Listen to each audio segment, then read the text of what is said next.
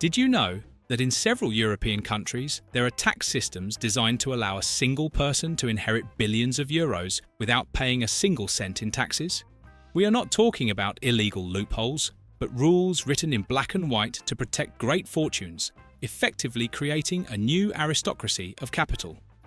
Today, we will uncover together the top 10 European countries where this divide is deepest, using as our metric the share of wealth owned by the top 1%. But if you want the ranking of all European countries based on the wealth held by the top 10%, which we assure you is even more shocking, write Europe in the comments. Stay until the end because we will reveal the 3 hidden mechanisms these nations share that make this immense concentration of wealth possible. Welcome to Amazing Europe! Number 10. Sweden. The global symbol of equality, Sweden is also one of the most efficient factories of billionaires per capita on the planet. This is not an accident, but a paradox built over decades of deliberate policy choices. The roots of this fracture have exact dates: 2005, when the inheritance tax was abolished, and 2007, with the repeal of the wealth tax. But the engine of this division is its dual system, which created 2 parallel tracks for taxation. On one hand, labour income, with top rates exceeding 50%. On the other, capital income, which benefits from a 30% flat tax. The message is unequivocal. Work is heavily taxed, while large accumulated wealth is left undisturbed. The result of this architecture is an almost unparalleled concentration of wealth. Today, the top 1% own 27.6% of the nation's total wealth. This division creates a unique statistical paradox. In fact, Sweden has a low Gini coefficient for income, which fuels the illusion of an equitable society. But it also has one of the highest Gini coefficients for wealth in the Western world. This means that income equality is an illusion that masks the country's true divide, that between those who own Sweden and those who, simply, work there. Who pays the price of this model? Swedish households, whose record levels of debt approach 200% of their disposable income. It is no coincidence that Stockholm is often cited as one of the cities with the highest density of billionaires in the world, while social fracture shows up in ever more segregated cities, with neighbourhoods where access to quality schools and services diverges drastically. Number 9. Germany.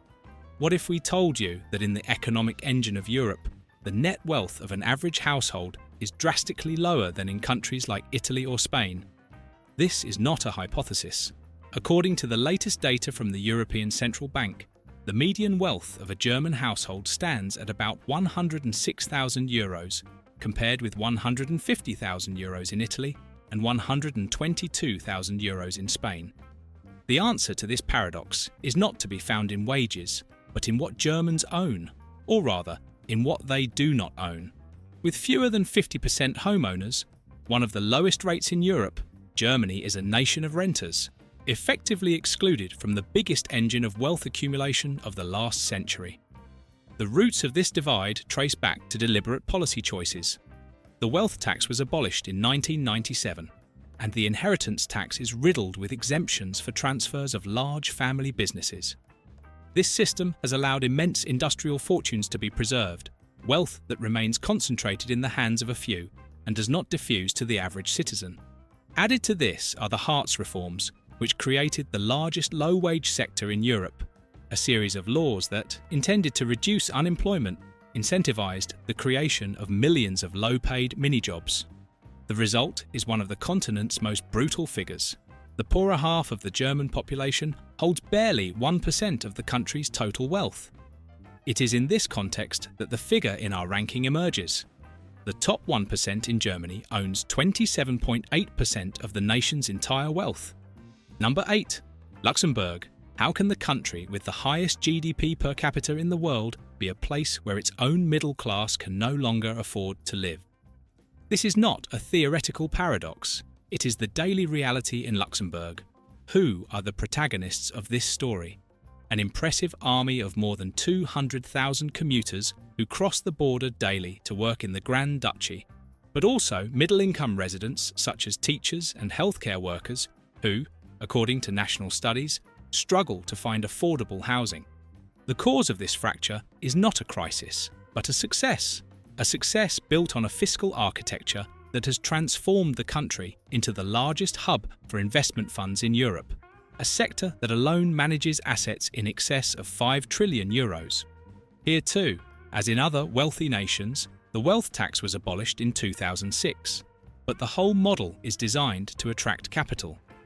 The enormous concentration of wealth in the financial sector has sent prices soaring, with the real estate market rising by more than 150% from 2012 to 2022, creating unsustainable pressure. The result of this model is a country where capital thrives while labour is pushed out. Here, in this laboratory of global capital, the top 1% own 28.5% of the nation's total wealth. Number 7. Latvia. What is the price of an economic miracle? Ask Latvia. Hailed as a Baltic tiger for its resilience after the devastating financial collapse of 2008, its success story conceals a deep and lasting scar. The answer to who paid the cost of that rescue is not found in the offices of Riga, but in the depopulated villages of Latgale and in the lives of nearly a quarter of the population who are now at risk of poverty. The causes of this divide were carved out by one of the most brutal austerity cures ever seen in Europe. To avoid collapse, the government implemented an internal devaluation, radical cuts to public sector wages of up to 30%, higher consumption taxes, and cuts to social spending. A choice that protected the value of financial assets, while shifting the entire cost of the crisis onto the population. The result is a country with one of the highest income inequality rates in the entire European Union, where the richest 20% earn more than 6 times what the poorest 20% earn. In this context, 1% of the population has come to own 28.9% of the nation's total wealth. The most dramatic consequence has been a true exodus. Since independence, Latvia has lost almost 1/5 of its citizens, who emigrated in search of a future their homeland could no longer offer. Latvia teaches us a ruthless lesson. A nation can be saved, but its society can remain irreparably fractured. Number 6. Poland. Poland is the greatest economic miracle of post-communist Europe. It is the only EU country to have avoided recession during the 2008 crisis, enjoying nearly uninterrupted growth for 30 years. So why is its society among the most politically polarised on the continent? The answer lies in the bitter aftertaste of that miracle. Its architecture was built on a competitiveness model based on low labour costs, an explicit strategy to attract foreign capital by promising skilled, cheap labour, often within special economic zones offering fiscal benefits. For years, its hallmark was the proliferation of junk contracts, under which millions of workers were hired, civil contracts with no protections that created a precarious generation. This allowed corporate profits to explode, while the wage share of GDP remained among the lowest in Europe. The result of this system is a nation where the top 1% has come to own 30.2% of the country's total wealth. The deep sense of injustice has fueled social anger. This is the fertile ground that propelled the success of parties with a strong social and national profile, which offered a direct response to this distress. Their most famous policy has been a large-scale program of direct per-child family subsidies, a massive cash transfer intended to support household incomes and representing a deliberate shift towards direct redistribution, in contrast with the previous economic model. Number 5. Austria. How can a nation whose capital, Vienna, is consistently named the most livable city in the world, conceal one of the most static and almost feudal wealth structures in Europe? This is the story of Austria, the realm of inheritance. Its hallmark is a meticulously engineered legal architecture designed for the perpetual preservation of great fortunes. At the heart of this system are thousands of private foundations, a vehicle that allows dynastic families to park billions of euros in assets, protecting them from division across generations. Added to this is a European record. Austria has abolished not only the wealth tax entirely, but also every tax on inheritances and gifts. The result is a tax haven for heirs. In this context, the top 1% of the population has come to own 30.4% of the nation's total wealth, while the poorer half holds just 2%. This extreme concentration creates a visible paradox. Although the quality of life is high, Eurostat data show that 16.9% of the population is at risk of poverty or social exclusion. Austria's famed social partnership model, based on cooperation between unions and employers, has been exceptional at guaranteeing wage stability, but has historically ignored the question of wealth distribution. This has effectively frozen intergenerational mobility of assets. The chance for an ordinary citizen to accumulate significant wealth is extremely limited. The excellent public services system therefore acts ambiguously. It guarantees a high everyday quality of life, but reduces the urgency of challenging the country's nearly immutable ownership structure, creating a silent chasm between those who live well from their work and those who, simply, own Austria. Number 4. Switzerland. What happens when an entire nation turns stability and tax law into a luxury product for great fortunes from around the world? You get Switzerland. Its peculiarity is a unique paradox. It is the country with one of the highest median wealth levels per adult on the planet, giving the illusion of broad prosperity. But this reality conceals an unparalleled concentration of wealth at the top. The causes are engraved in the country's DNA. For centuries, banking secrecy attracted capital.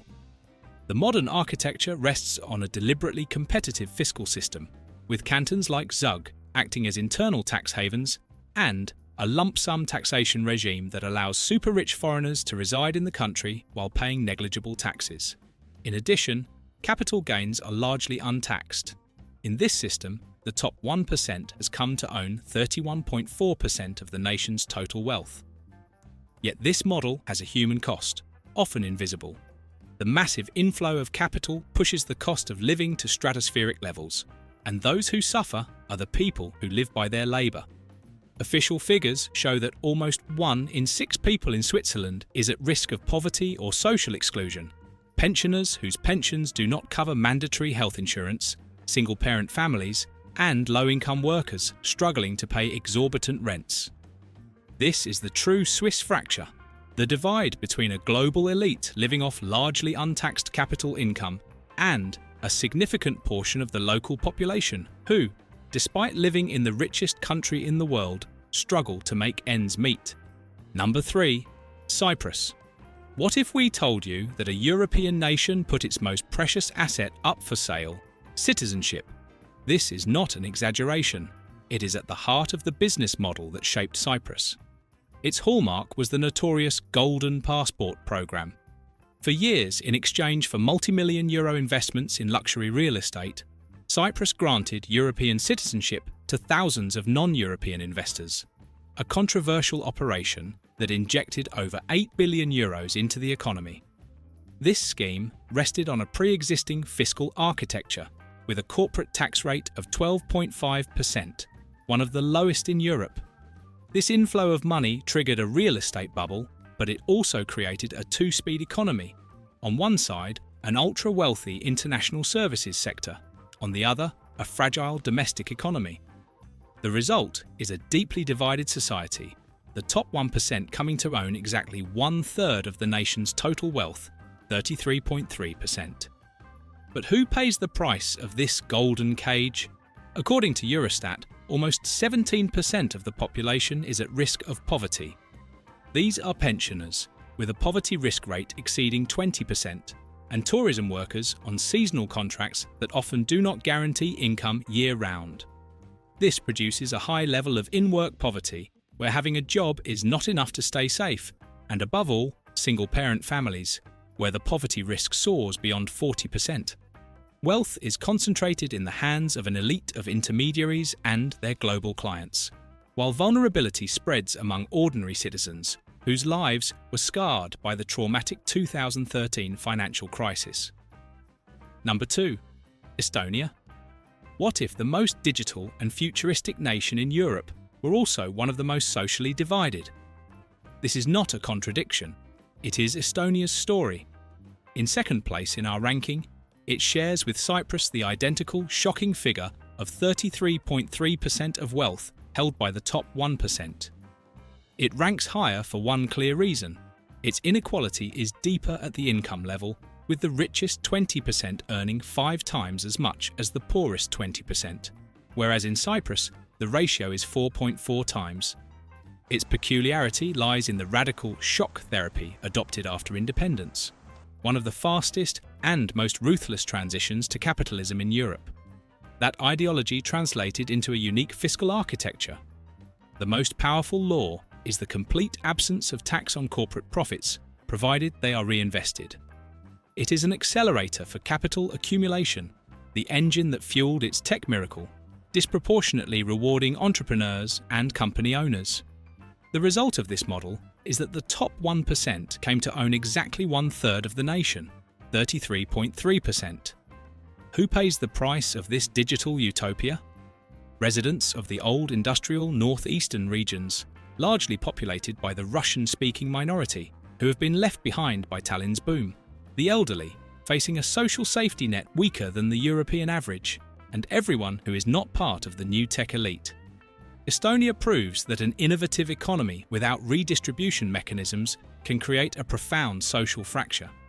Before revealing number 1 and tracing the red threads that connect all these nations, if you found this video informative, we ask you to support our project with a like, subscribe to the channel, and click the bell so you don't miss our new videos. And remember, if you want to see the full ranking of all European countries based not on the wealth of the top 1%, but on the top 10%, which we assure you is decidedly more shocking than this, type Europe in the comments. Also remember our new channel, America vs. Europe, where we rank all European countries, the USA and Canada according to various factors. Number 1. Hungary. We have reached the top of our ranking. Here, in first place, inequality is not just an economic issue. It reflects a deep entanglement between public decisions and the structure of economic power. This is Hungary's story. It shares with Cyprus and Estonia the identical, startling figure of 33.3% of wealth in the hands of the top 1%. But it earns first place because its division is the most deeply rooted. Here, the top 10% control an astonishing 67% of the nation. Its peculiarity is a system of clientelist capitalism where success is often tied to political proximity. The rise of a new elite of oligarchs has been fueled largely by public contracts, often financed with EU funds, where single-bid tenders have become the norm. The result of this model is that the top 1% has come to own exactly 1/3 of the national wealth, 33.3%. This concentration of wealth at the top has consequences at the base. According to Eurostat data, 19.3% of Hungarians are at risk of poverty or social exclusion. Although this figure, it should be noted, is not among the 10 highest in the EU, the division within the country is sharp. Poverty is disproportionately concentrated in rural areas, especially in the northeast, far from Budapest's prosperity, and it hits the Roma minority and people with low levels of education particularly hard.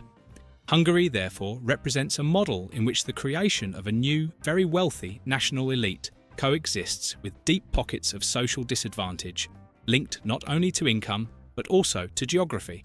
Looking at these 10 nations, a disturbing pattern emerges. It is not simply the rich versus the poor, but 3 systemic mechanisms that have reshaped European capitalism. The first is the dual tax track. In all these countries, the tax system has created 2 separate worlds: labour income, taxed up to 50% or more, and accumulated wealth, left almost undisturbed. The abolition of inheritance and wealth taxes was not accidental. It was a political choice that decided who can build generational wealth and who cannot. The second is the betrayed promise of growth. Germany, Poland, Latvia, Estonia, they all asked the middle class to make sacrifices while promising future prosperity. Compressed wages, precarious contracts, brutal reforms. But that prosperity arrived only for those who already owned capital. Productivity surged, profits too, yet the same cannot be said for wages. The third is the national business model. These nations have turned their sovereignty into a product. Cyprus sold European passports to non-EU millionaires. Luxembourg rents out its legal framework to global funds. Switzerland offers tailored tax regimes to foreign billionaires. They no longer compete on the basis of the real economy, but by selling legal and fiscal privileges. The result? Economies where global capital thrives while ordinary citizens are often pushed out of their own housing markets. And you, what do you think of this situation? Above all, what solutions would you propose? Write them in the comments. Earlier we said that if the top 1% in Hungary owns 33.3% of the national wealth, the top 10% own as much as 67%.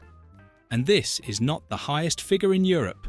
If you want to see the full ranking of all European countries based on the wealth held by the top 10%, type Europe in the comments. You cannot fully understand this video unless you watch that other one, in which we show the 10 European Union countries with the highest numbers of people at risk of poverty. That's all for this video. See you next time.